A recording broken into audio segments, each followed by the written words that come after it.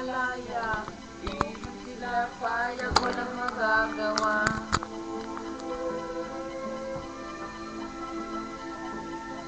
Ikaw nga ay biglang nagbago, naging matigas ang iyong ulo, at ang kamay inuwan-inuwan mo. Di mo man lang napitik na ang kanilang ginagawa para sa'yo.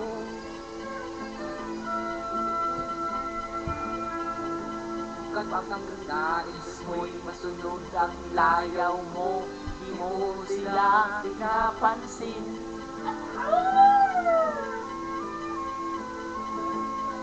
Nagdaan pa ang mga araw at ang landas mo'y naligaw. Ikaw ay nalulong sa masamang bisyo.